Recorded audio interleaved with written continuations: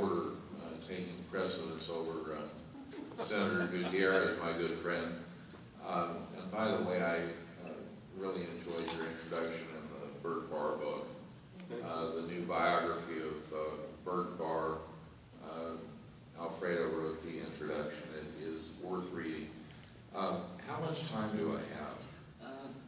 15 minutes. I promise not to make it painful. As all of my co-panelists have made it painless and happy. So easy to be misunderstood in a progressive crowd.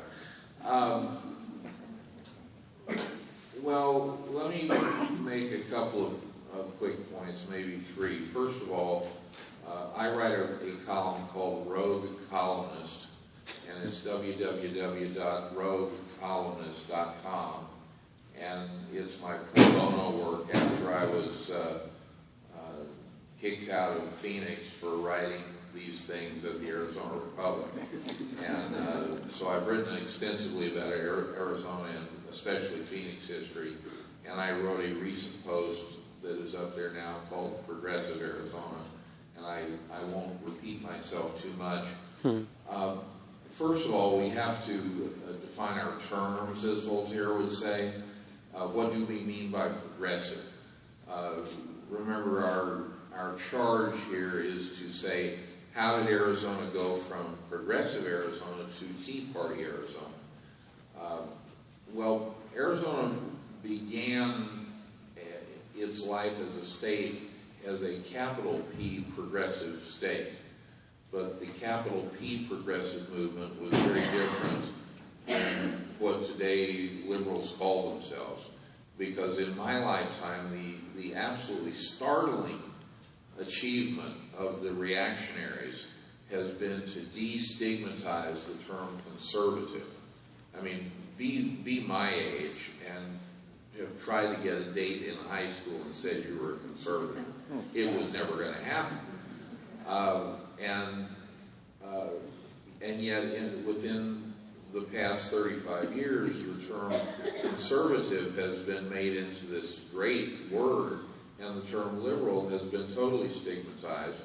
And part of this has been by the circular firing squad of liberals who now call themselves progressives because they're ashamed of or afraid of the term liberal.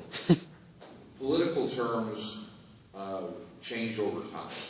But when Arizona entered the Union in 1912, it entered in the middle of the progressive era with a capital P, which was a reaction to the First Gilded Age. And it had taken decades and decades of preparation by labor unions and farmers, range associations, women's suffrage groups, to fight for better social conditions, better working conditions, political reforms that cleaned house to get money out of politics. Sound familiar? But we also need to distinguish it from today. Progressives wanted things like grand national projects. Today it would be nice to have high-speed rail like any other advanced, highly urbanized nation. But then it was, say, water projects, reclamation, without which Phoenix would have about 5,000 people, which would be fine with me. And it wanted to bust the trusts under Theodore Roosevelt. It wanted to aggressively go after big money and big money's control of politics. It wanted to have more power in the hands of the people, which typically meant Anglo male voters. But even so, we have to concede that the United States, throughout the 19th century, had the highest suffrage rate in the world. And the progressive movement typically wanted women to have a vote, and the progressive movement typically wanted to ban alcohol.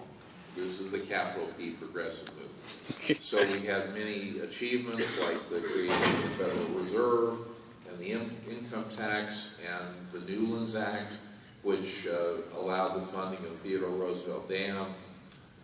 I'm already causing people to flee the room. One of my former readers at the Republic there, or probably bosses. But at the same time, progressivism was very much comfortable with white supremacy. So Woodrow Wilson, who is, once again, during one of his waves of being lionized, he was our first Southern-born president since the Civil War, and Woodrow Wilson was very comfortable with white supremacy, as were many capital P progressives. He fired all of the African Americans holding federal office who had been hired by Theodore Roosevelt, just to give you an example. So it's very hard to transplant the capital P progressive era to today, except to the extent that, as Mark Twain said, sometimes history rhymes. Arizona entered the Union with certain progressive features, such as the initiative and referendum, the creation of a corporation commission to regulate not just utilities, but theoretically all businesses. Now it quickly became co-opted by those businesses, but the second most important branch of the Arizona government, which is hardly understood or covered by journalists, is the Corporation Commission. It has enormous both latent power in the Constitution and actual power in, allowing things like building the largest nuclear power plant in North America upwind of the sixth largest city. How did that happen?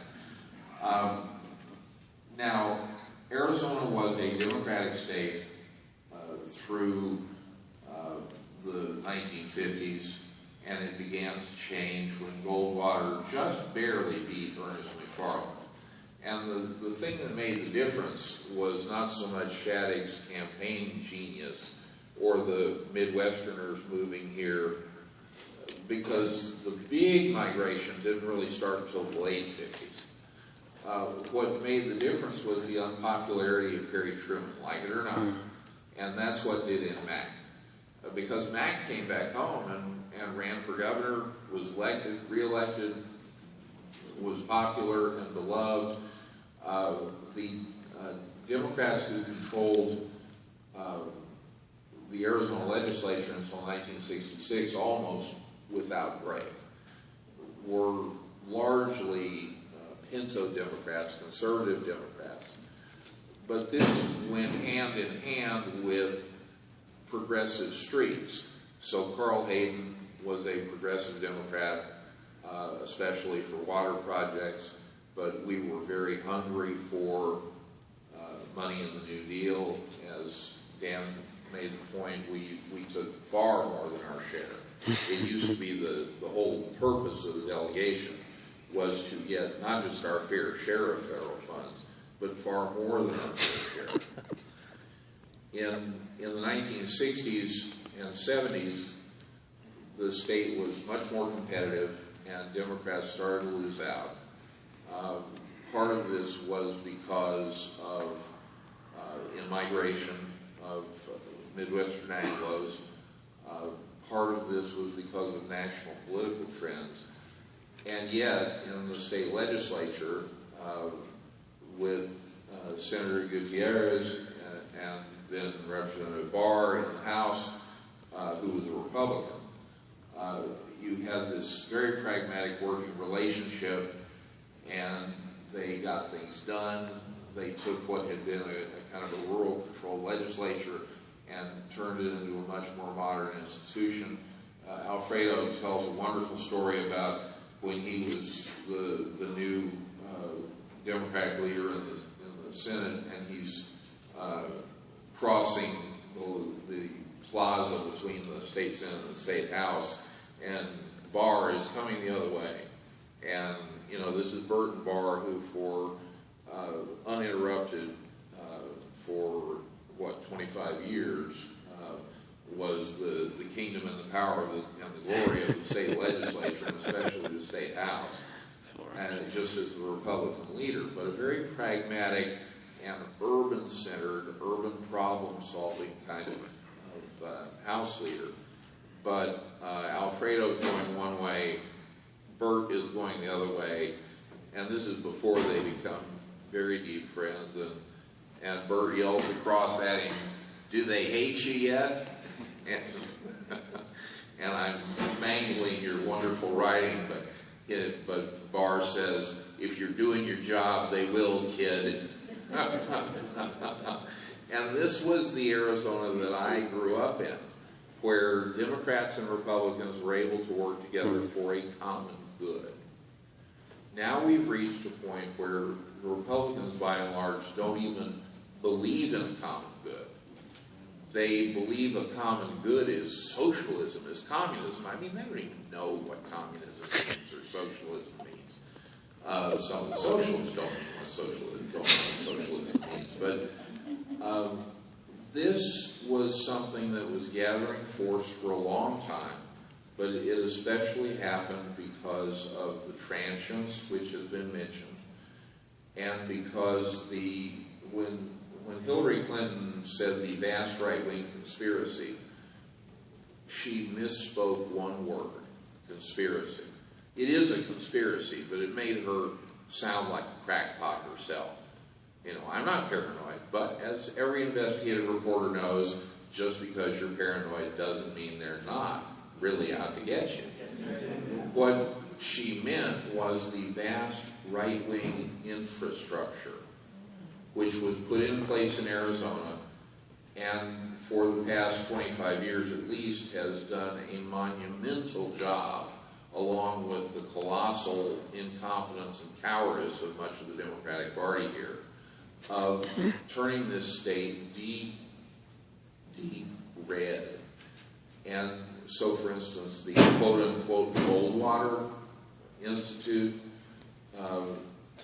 which is an advocacy group, it's not a think tank, it's a litigation mill, it's not a think tank, but they have the media convinced they're a think tank. They don't do peer-reviewed research.